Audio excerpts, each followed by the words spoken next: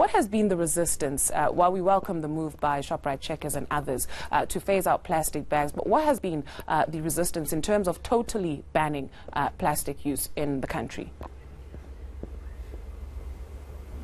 Good morning, Dudu, and good morning to your viewers.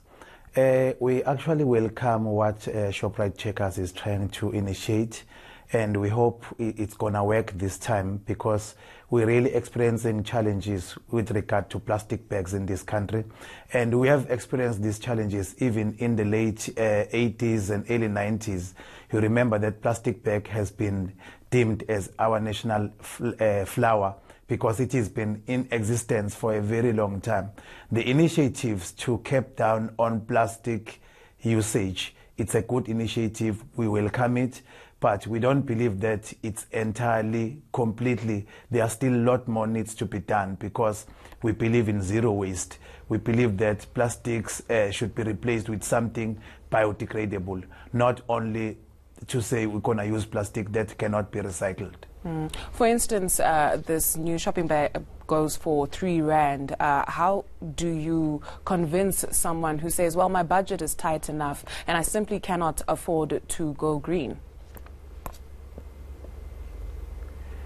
I don't think R3 it's a big amount of money, considering that that plastic bag, which is biodegradable and which is reusable for more than 10 times or 20 times, I don't think it will be a train smash, because if you go and purchase a plastic bag, you'll pay 50 cents. So if you pay these 50 cents every day, within a week, you will have covered R3.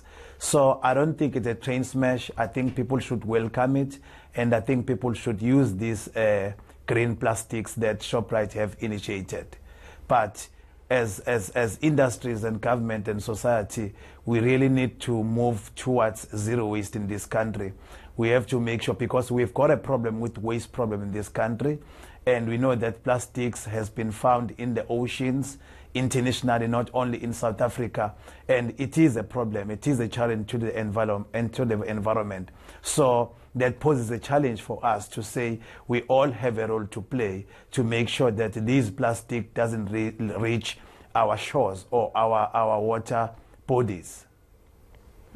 A recent study in the UK actually looked at people's stool, and they found traces of plastic in their stool. I guess when you realize just how impactful this is on just an individual basis, perhaps it is time that we rally around this and to completely eradicate it. The likes of Kenya have been leading the way where this is concerned. Let's talk about some of the benefits of completely going plasticless.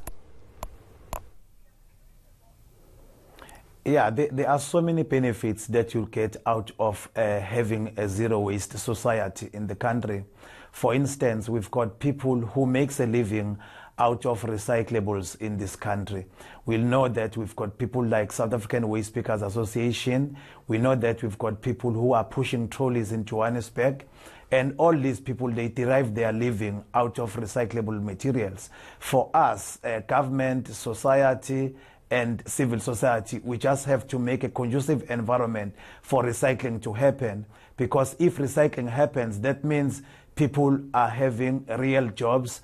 At the same time, we keep our environment clean. So there are so many benefits for making sure that recycling happens. And if recycling happens at a maximum level, we'll end up having a zero waste country where there won't be any waste going to the landfills, because our landfills are not properly managed in this country. So it poses a challenge, because it goes to the streams and it pollutes our waters, and therefore it results in impacting on human health, because some of us are depending in these streams for their potable water. So it's a good initiative that Shoprite are doing things like this, but I say it's still a challenge. We still need to do further than that. We need to have a culture of zero waste in this country.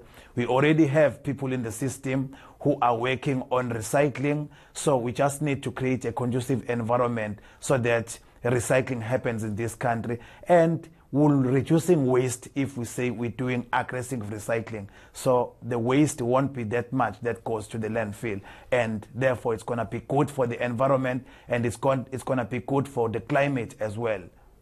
Musa, very quickly for us, I'm curious to find out, from the work that you do and from the campaigning that you do, is it bearing fruit? Are South Africans yielding the call to actually recycle? Yes, in some places, South Africans have started taking initiatives, especially the middle class, because you know that in places like Joburg, separation at source has been introduced, even though it's not happening optimally the way we would want it. But that's how things start. You need to have a spark somewhere. Once you have a spark, it's a right step to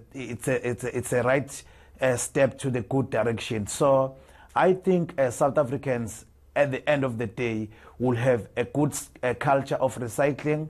Say by 2030 we'll have a diversion of more than 50%, because for now we are far below diversion of 50%. I mean diversion to the landfill, because we need to do away with landfill sites in this country. Musa Kamane, waste campaigner at Groundwork, thank you very much for your time.